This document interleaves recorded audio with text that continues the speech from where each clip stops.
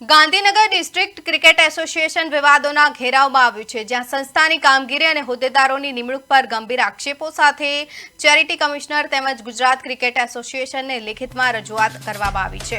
આક્ષેપ અનુસાર 1979ના founder members બાદ ચેરિટી કમિશનર પાસે એસોસિએશનના વર્તમાન સભ્યોના નામ ઉપલબ્ધ ન હોવા છતાં યાદીમાં નામ ન ધરાવતા મેહુલ પટેલ કઈ રીતે પ્રમુખ બન્યા તે સામે ગંભીર સવાલ ઊભા થયા છે।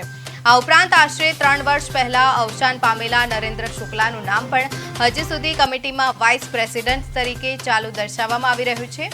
રજૂઆતમાં એવો પણ આરોપ કરવામાં આવ્યો છે કે ઇન્ટર ડિસ્ટ્રિક્ટ ક્રિકેટ ટુર્નામેન્ટ માટેની ટીમ સિલેક્શન પ્રક્રિયા દરમિયાન કોઈ સત્તાવાર સિલેક્ટર હાજર રહેતા નથી અને સંસ્થામાં નાણાકીય ઉચાપાત થઈ હોવાની પણ આશંકા વ્યક્ત કરવામાં આવી છે।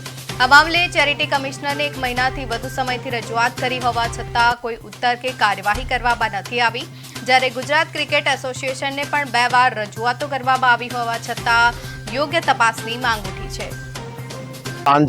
એટલે કે અમારા એડવોકેટની જણાવ્યા મુજબ અમે હવે થોડા સમયની અંદર નાણાકીય ઉચાપતની તપાસ માટે પોલીસ ફરિયાદ કરવા જઈ રહેલા છે। બીજી હેરાનગતિ સિલેક્શન ફોર્મ્યુલામાં છોકરાઓ મેચો રમતા હોય ક્રાઇટેરિયા પ્રમાણે સિલેક્શનની, એમાં સિલેક્ટરો ગાંધીનગર ડિસ્ટ્રિક્ટ ક્રિકેટ એસોસિએશન તરફથી નિમાયેલા કોઈ સિલેક્ટરો હાજર હોતા નથી। તો સિલેક્શન ઇન્ટર ડિસ્ટ્રિક્ટ માટેની ટીમના સિલેક્શન જે કરે છે પ્લેયરો, એના કોઈ માપદંડ નક્કી નથી હોતા, કેવી રીતે કરે છે, શું કરે છે, એનો કોઈ ખ્યાલ હોતો નથી। મનસ્વી નિર્ણયોથી બધી ટીમો સિલેક્ટ થતી હોય એવું લાગી રહ્યું છે।